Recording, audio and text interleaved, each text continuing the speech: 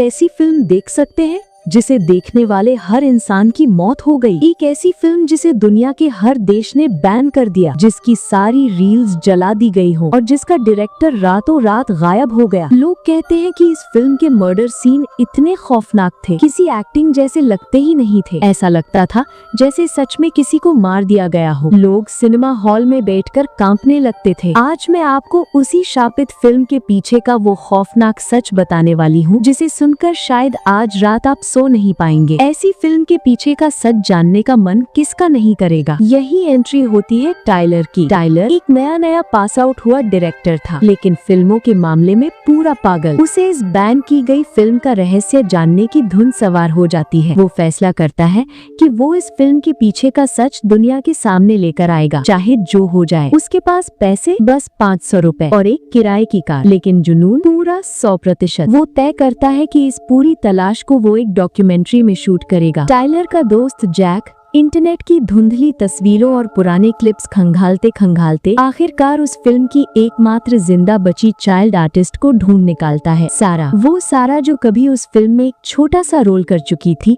आज बड़ी हो चुकी है और एक नाइट क्लब में काम करती है। टाइलर अपना सारा बजट खर्च करके सारा से मिलने का इंतजाम करता है। वो चाहता है कि सारा उसकी डॉक्यूमेंट्री में लीड रोल निभाए और उन्हें उस पुराने शूटिंग लोकेशन तक ले जाए। हैरानी की बात, सारा तुरंत मान जाती है, जैसे उसे भी किसी अनकहे डर का सामना करना हो। एक छोटा सा इंटरव्यू शूट करने के बाद टाइलर, सारा और जैक निकल पड़ते हैं उस बदनाम जगह की ओर। लेकिन जैक की गर्लफ्रेंड जेनी को अच्छा नहीं लगता कि उसका बॉयफ्रेंड किसी सुनहरे बालों वाली लड़की के साथ अकेला जाए, तो वो भी साथ चल पड़ती है और इस तरह 4 लोगों की ये छोटी सी टीम एक डॉक्यूमेंट्री बनाने निकलती है। उन्हें क्या पता था कि ये सफर उन्हें ऐसी जगह ले जाएगा जहाँ से लौटना शायद मुमकिन ही नहीं होगा। रास्ते में थोड़ा आराम करने के लिए वो रुकते हैं। सारा जंगल के किनारे टॉयलेट के लिए जाती है और तभी उसे जमीन पर उसे कुछ दिखता है, एक जोकर का खिलौना। जैसे ही वो उसे उठाती है, उसके चेहरे का रंग उड़ जाता है। उसे याद आने लगता है 20 साल पहले उसी फिल्म के सेट पर बिताए हुए वो खौफनाक दिन। डर से उसका हाथ कांप जाता है और वो खिलौना तुरंत फेंक देती है। वो वापस मुड़ने ही वाली होती है कि उसे महसूस होता है कोई उसके पीछे खड़ा है। वो पलटती है और सामने वही जोकर उसे घूर रहा होता है। सारा चीखने ही वाली थी कि अचानक उसका कंधा किसी से टकराता है। वो झटके से पलटती है, लेकिन वो टाइलर था। वो फिर से पीछे देखती है, लेकिन जंगल खाली था। क्या वो सिर्फ उसका वहम था या कोई सच में उनका पीछा कर रहा था? खैर, वो खुद को संभालती है और सब आगे बढ़ जाते हैं। रास्ते में वो उन लोगों का इंटरव्यू लेते हैं जिन्होंने सालों पहले वो फिल्म देखी थी। हर किसी की बात में एक ही डर था, वो फिल्म नकली नहीं लगती थी। ऐसा लगता था जैसे असली में लोगों को मारा गया हो। इंटरव्यू खत्म होता है और अब वो और भी गहरे घने जंगल की तरफ बढ़ते हैं, लेकिन तभी उनकी नजर जमीन पर पड़ी एक अजीब चीज पर जाती है। एक बड़ा सा हुक जिसमें फंसी हुई थी हड्डियां, और वो हड्डियां जानवर की नहीं लग रही थी। और तभी सारा की नजर सामने खड़े 2 टेढ़े मेढ़े बड़े पेड़ों पर पड़ती है। उसी पल उसके दिमाग में बचपन का वो खौफनाक दृश्य बिजली की तरह कौंध जाता है। 20 साल पहले इन्हीं जैसे पेड़ों के बीच एक अभिनेत्री को लोहे के हुक से उसकी कॉलर बोन में टांग दिया गया था। उसके पैरों के तलवों को भी हुक से छेद कर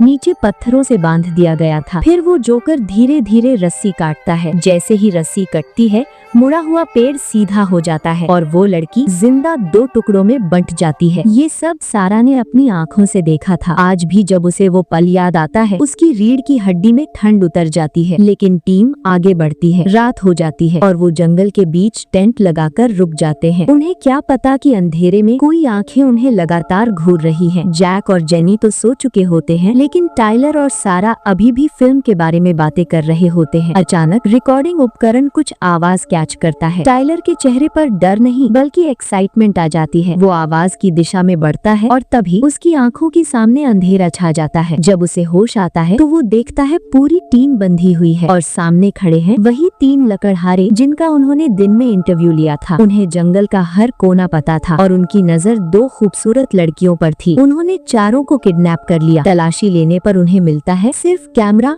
और एक पिस्तौल। और तभी जंगल की गहराई से एक कुल्हाड़ी उड़ती हुई आती है और सीधा गंजे आदमी के सिर में धंस जाती है। वो वही ढेर हो जाता है। बाकी दो कुछ समझ पाते उससे पहले अंधेरे से एक साया झपटता है। डर के मारे एक आदमी गोली चलाता है, लेकिन गोली उसे छू तक नहीं पाती। अगले ही पल वो उसके हाथ को दांतों से फाड़ देता है। वो दर्द से चीखता हुआ घुटनों पर गिर जाता है और तभी जोकर लोहे की रॉड उठाता है और एक ही बार में उसका सिर चकनाचूर कर देता है। तीसरा आदमी पीछे से गोली चलाता है, लेकिन कुछ भी असर नहीं होता, जैसे गोलियां उसके लिए बनी ही ना हो। पलक झपकते ही उसका गला रगड़ कर काट दिया जाता है। अब सामने खड़ी है सारा। वो जमीन पर पड़ी एक छुरी उठाने की कोशिश करती है, लेकिन जोकर एक झटके में उसका गला दबोच लेता है। सारा की आंखें फटी की फटी रह जाती हैं। डर के मारे वो अचानक एक बच्चों की कविता गाने लगती है, एक मासूम सी लोरी। और हैरानी की बात ये थी, जोकर रुक जाता है, जैसे उसके अंदर कुछ हिल गया हो। वो धीरे से पिस्तौल उठाता है और अपने सिर पर तान लेता है, लेकिन तभी उसे बाकी 3 लोग दिख जाते हैं और वो बंदूक उनकी तरफ मोड़ देता है। मौका देखकर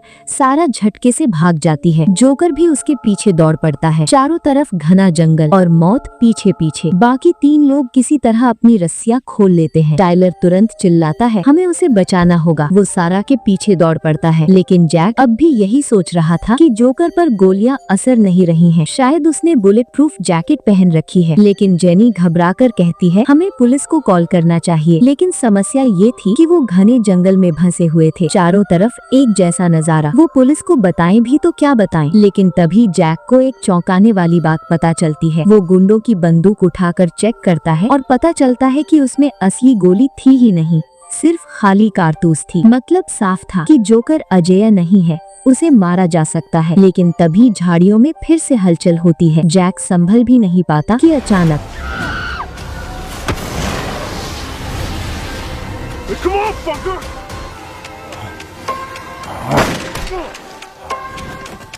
एक गोली चलती है और जैक जमीन पर गिर जाता है। शुक्र है वो जिंदा है, लेकिन बुरी तरह घायल। दूसरी तरफ सारा को ढूंढते ढूंढते टाइलर को जंगल के बीच एक पुरानी सी विला दिखाई देती है। इतनी सुनसान जगह में एक आलीशान घर। वो पीछे के दरवाजे से अंदर घुसता है और जो वो देखता है उसके होश उड़ जाते हैं। एक लाल रंग का कमरा जिसके दीवारों पर चारों तरफ फिल्म रील्स लटक रही हैं, सैकड़ों या शायद हजारों। तभी पास के कमरे से कोई आवाज आती है। वो धीरे धीरे आगे बढ़ता है, दरवाजा खोलता है और देखता है सारा पूरी तरह निर्वस्त्र बिस्तर से बंधी हुई। उधर जेनी भी भागते भागते उसी विला तक पहुंच जाती है, लेकिन उसके सामने पड़ी होती है एक सड़ी गली लाश। घर का मालिक काफी पहले ही मर चुका था। उसी वक्त टाइलर सारा को सहारा देकर बाहर लाता है और तभी कांच टूटने की आवाज आती है। जोकर खिड़की फोड़कर अंदर कूदता है और वो दोनों को जमीन पर पटक देता है। टाइलर को पकड़कर दीवार से दे मारता है। टाइलर बेसुध होकर गिर जाता है। मौका देखकर जेनी फिर से भागती है। अब जोकर सारा के सामने खड़ा होता है, लेकिन तभी सारा की आवाज एकदम बदल जाती है। अब वो डरी हुई नहीं लग रही। वो कड़कती आवाज में आदेश देती है, टाइलर।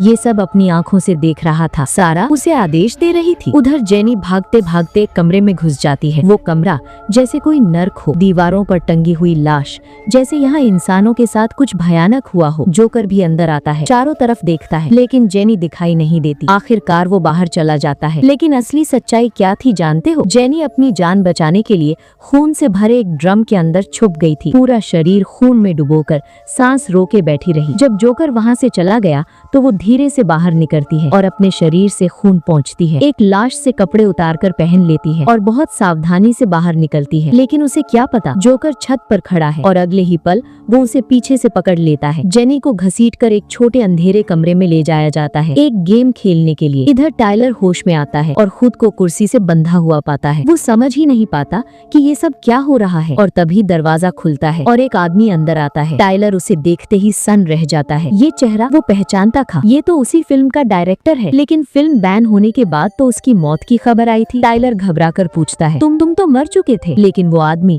हल्की मुस्कान के साथ कहता है, वो भी एक एक्टिंग थी। टाइलर का गला सूख जाता है। तो क्या तुम ही वो जोकर हो? तुम लोगों को सच में मार रहे थे? डायरेक्टर बिना जवाब दिए एक पुरानी वीडियो टेप प्ले करता है और ठंडी आवाज में सच बताना शुरू करता है। वो कहता है, असल में जो आदमी जोकर का रोल कर रहा था उसे एक्टिंग आती ही नहीं थी, सब नकली लगता था। तो मैंने सोचा क्यों ना मैं खुद मास्क पहन लूं। और फिर वो खुद जोकर बन गया। लेकिन सिर्फ एक्टिंग नहीं की, उसने सच में एक्टर को काट डाला। और वो बड़े गर्व से कहता है, यही है असली कला। सिनेमा सिर्फ पर्दे पर दिखने वाली तस्वीर नहीं है टाइलर, सिनेमा वो है जो तुम्हारी रूह को चीर दे। टाइलर की सांसें तेज हो जाती हैं। डायरेक्टर आगे बताता है, इससे एक्टर्स की सैलरी तो बच गई, लेकिन भारी मुआवजा देना पड़ता था। फिर वो कहता कि एक इंसान 2 काम नहीं कर सकता था, डायरेक्शन भी और जोकर भी, इसलिए उसे चाहिए था एक परफेक्ट कलाकार, और उसे मिला एक छोटा सा लड़का। डायरेक्टर ने उसे अगवा किया और हाथ में कैंची दी और मजबूर किया कि वो अपना चेहरा खुद काटे। फिर उस चेहरे पर मास्क सिल दिया गया। हर दिन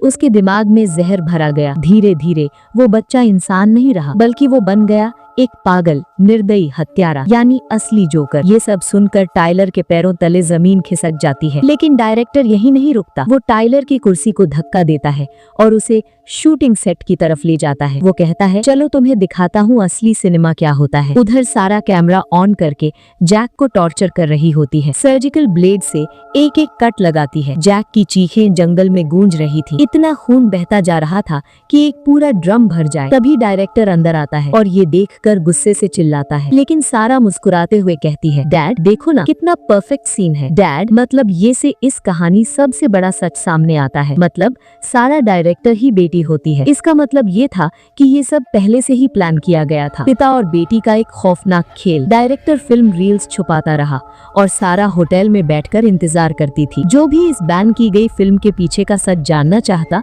वो उसे ढूंढ ही लेता और फिर सारा उन्हें बहलाकर इस जंगल में ले आती, जहाँ वो फ्री में एक्टर बन जाते और अपनी जान देकर इस फिल्म का हिस्सा। लेकिन अब पिता और बेटी के बीच टकराव शुरू हो चुका था। सारा कहती है, मैं बड़ी हो गई हूँ, अब मैं खुद फिल्म बना सकती हूँ। डायरेक्टर को ये मंजूर नहीं था। वो मानता है कि असली कला सिर्फ उसी के हाथ में है। उसे सारा की सीन पसंद नहीं आते। बहस बढ़ती है और वो गुस्से में आकर बंदूक निकालता है और गोली चला देता है। गोली सीधे सारा को लगती है। वो वहीं गिर जाती है। जोकर ये सब देख रहा था। उसकी आंखों में पहली बार दर्द था, जैसे उसके अंदर बचा हुआ वो छोटा बच्चा रो पड़ा हो। जैसे ही डायरेक्टर अपनी परफेक्ट शॉट लेने ही वाला था, अचानक गुस्से से भरा जोकर उस पर टूट पड़ता है। कैमरा जमीन पर गिर जाता है। डायरेक्टर चीखता है और कहता है, स्क्रिप्ट में ऐसा नहीं लिखा था, रुक जाओ। उसे अब भी लग रहा था ये सब बस एक सीन है। उधर टाइलर आखिरकार अपनी रस्सियां खोल लेता है, लेकिन वो भागता नहीं है, बल्कि वो कैमरा उठाता है। वो नहीं चाहता कि इतने लोगों की कुर्बानी के बाद भी ये फिल्म अधूरी रह जाए। वो कांपते हाथों से जोकर की तरफ कैमरा तान देता है और अगले ही पल